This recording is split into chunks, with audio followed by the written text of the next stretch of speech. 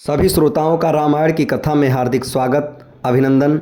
आज परशुराम जी का आगमन की कथा सुनाई जाएगी। बढ़ते हैं कथा की तरफ। राजा दशरथ ने राजकुमारों, उनकी पत्नियों, ऋषि महर्षियों, मंत्रियों एवं परिजनों के साथ अयोध्या के लिए प्रस्थान किया। प्रस्थान करते ही सभी ओर भयंकर शब्द करने वाले पक्षी आवाज़ सुनाई देने लगी। पृथ्वी पर विचरण करने वाले वन्य पशु उनकी बाईं ओर दौड़ने लगे। इस पर दशरथ ने वशिष्ठ जी से कहा, गुरुदेव, ये कैसी माया है? जहाँ पंछियों का भयंकर स्वर अपशकुन का सूचक है, वहीं मृगों का बाएं होकर जाना शुभ शकुन की सूचना देता है। दोनों प्रकार के शकुन एक साथ क्यों हो रहे हैं? महाराज दशरथ ने इस प्रश्न के उत्तर में वशिष्ठ जी बोले, पक्षियों के भयंकर ध्वनि से ज्ञात होता है कि कोई भय उत्पन्न करने वाली घटना घटने वाली है, और मृग आदि पशुओं के इस प्रकार जाने से पता चलता है कि वह भयानक घटना सरलता से शांत हो जाएगी। इसलिए आप किसी प्रकार की चिंता न करें। ये वार्तालाप अभी चल ही रहा था कि बड़े जोरों की आंधी आई। परिणाम स्वरूप वृक्ष पृथ्वी पर गिरने लगे। तभी राजा दशरथ को भृगकुल के ऋषि परशुराम दृष्टिगत हुए। उनकी वेशभूषा बड़ी भयंकर थी। बड़ी बड़ी जटाएं उनके तेजस्वी मुख पर बिखरी हुई थीं। नेत्रों में क्रोध की लालिमा थी। कंधे पर कठोर फरसा और हाथों में धनुष बाण थे।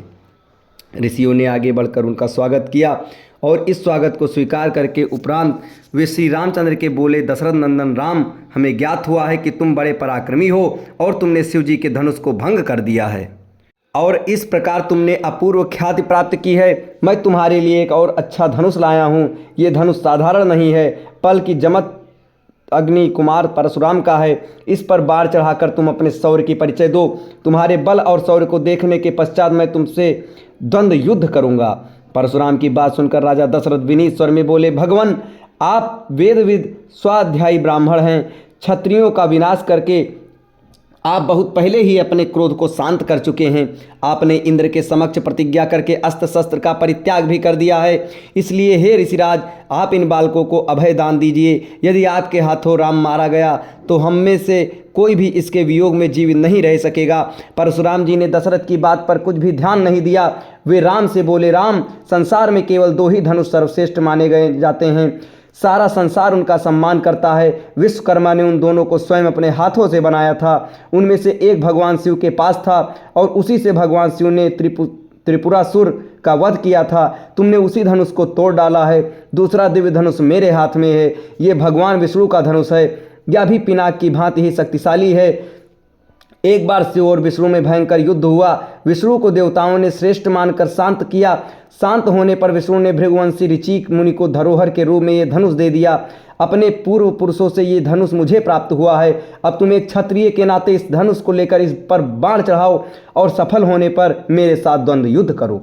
इस प्रकार से परशुराम के द्वार बार बार ललकारे जाने पर रामचंद्र बोले, हे भार्गव, मैं ब्राह्मण समझकर आपका सम्मान कर रहा हूँ और आपके समक्ष कुछ विशेष बोल नहीं रहा हूँ, किंतु आप मेरी इस विनयशीलता को पराक्रमहीनता एवं कायरता समझ रहे हैं और मेरा तिरस्कार कर रहे हैं। लाइए, धनुष बाण मुझे दीजिए। ये कहकर उन्होंने झपट कर परशुराम के हाथों से धनुष बाण ले लिए और धनुष पर बाण चढ़ाकर बोले, हे भृगुनंदन, ब्राह्मण होने के कारण आप मेरे पूज्य हैं, इसलिए इस बाण को मैं आप पर नहीं छोड़ सकता। परंतु धनुष पर चढ़ने के बाद ये बाण कभी निष्फल नहीं जाता। इसका कहीं ना कहीं उपयोग करना अनिवार्य हो जाता है। इसलिए मैं इस बाण को छोड़कर आपकी शीघ्रतापूर्वक सर्वत्र आने जाने की शक्ति को नष्ट किए देता हूँ। श्री राम की बात सुनकर शक्तिहीन हो गए परशुराम जी विनयपूर्वक कहने लगे, बाण छोड़ने से पूर्व मेरी एक बात सुन लीजिए। क्षत्रियों को नष्ट करके मैंने ये भूमि कश्यप जी को दान में दी थी। उस समय उन्होंने मुझसे कहा था कि अब तुम्हें पृथ्वी पर नहीं रहना चाहिए, क्योंकि तुमने पृथ्वी का दान कर दिया है। तभी से मैं गुरुवर कश्यप जी की आज्ञा का पालन करता हुआ कभी भी रात्रि में पृथ्वी पर वास नहीं करता। अतः हे राम, कृपा करके मेरी गगन शक्ति को नष्ट मत करो। मैं मन के समान गति से महेंद्र पर्वत पर चला जाऊंगा। मुझे ज्ञात है कि इस बाण का प्रयोग निष्फल नहीं जाता, इसलिए आप इस बाण के द्वारा उन अनुपम लोकों को नष्ट कर दें जिन पर मैंने अपनी तपस्या से विजय प्राप्त की है। आपने जिस सरलता से इस धनुष पर बाण चढ़ा दिया है, उससे मुझे विश्वास हो गया है कि आप मधु राक्षस का संहार करने वाले साक्षात विष्णु हैं। राम ने परशुराम की प्रार्थना को स्वीकार किया और उनके द्वारा तपस्या के बल पर अर्जित समस्त पुण्य लोगों को नष्ट कर दिया। इसके पश्चात परशुराम जी तपस्या करने के लिए महेंद्र पर्वत पर चले गए और वहां उपस्थित सभी ऋषि मुनियों सहित राजा दशरथ ने रामचंद्र की भूरी भूरी प्रशंसा की। अब इसके आगे की कथा आपको अगले वीडियो में बताई जाएगी। तब तक हमारे साथ बने रहें। धन्यवाद।